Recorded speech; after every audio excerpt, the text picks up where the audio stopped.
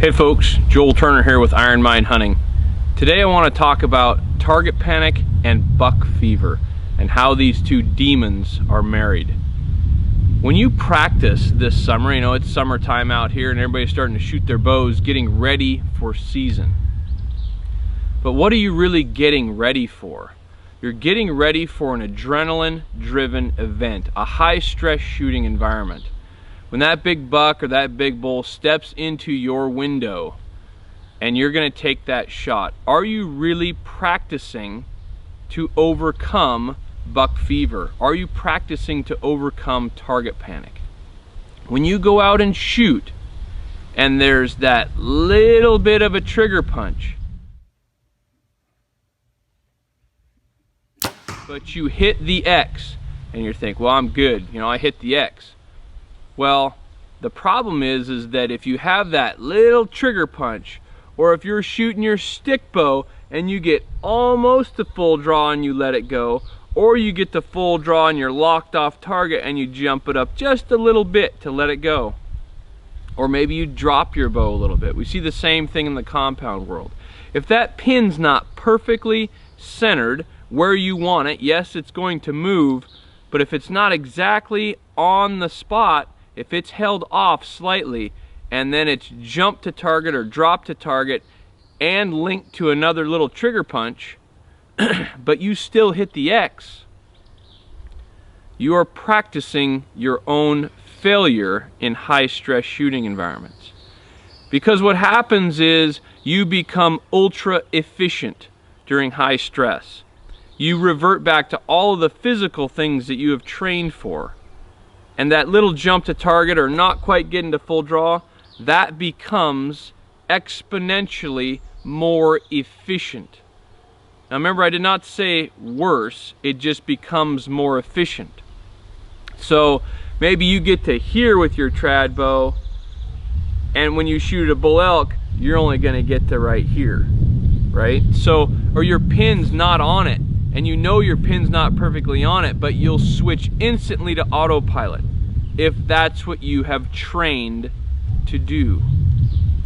So if you've got a little error in your shot process during your practice, that's going to get exponentially more efficient.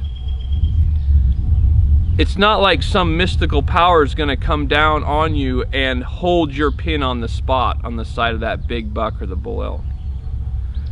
It's not like some mystical power is going to get you all the way to full draw. You have practiced an imperfect shot.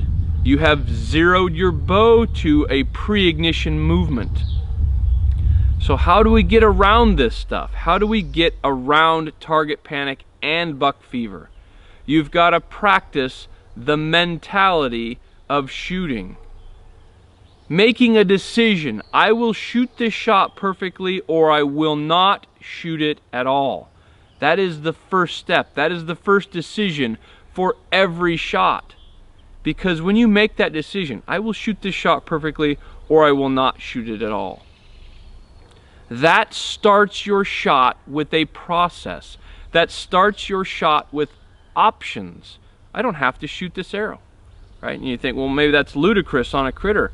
But that's the decision that you need to make. I will shoot this shot perfectly or I will not shoot it at all. And that is especially true in practice. To where you step up to that stake, I will shoot this shot perfectly or I will not shoot it at all. And then you get into your process and you get up there and you shoot that perfect arrow. Yes, I had the right sight picture. Yes, I felt my back tension. Everything felt good, and I worked through my trigger or I worked through my shot slow enough that I could stop it at any moment. You must practice the control. You must practice making the decisions. Again, that original decision. I will shoot this shot perfectly or I will not shoot it at all.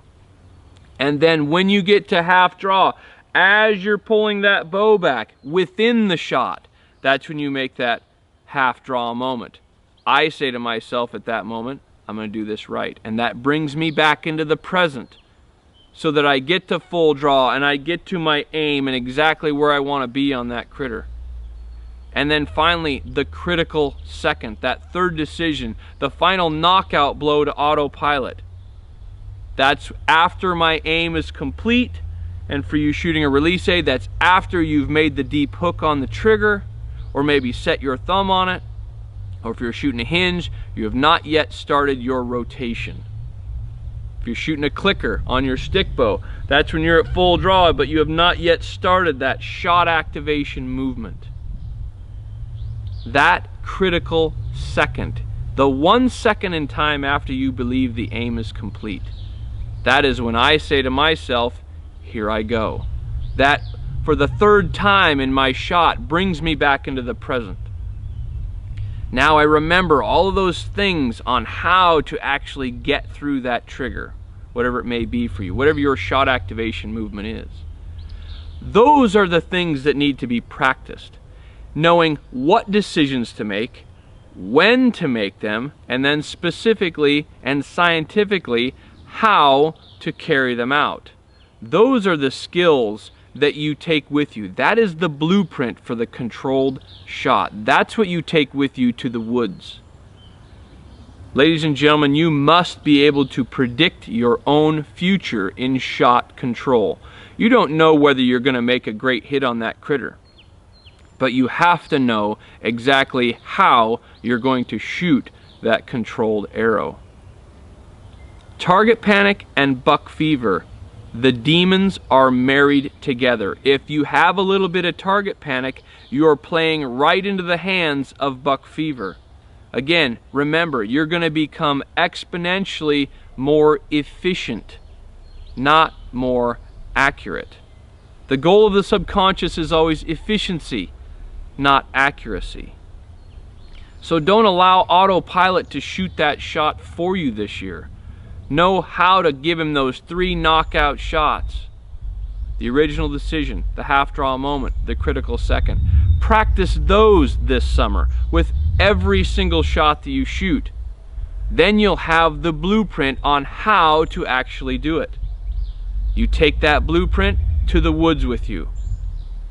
You must know, when I get a shot at a critter, I know exactly how I'm going to do it. I know what decisions I'm going to make. I know specifically when I'm going to make them within my shot, and I know how to carry them out.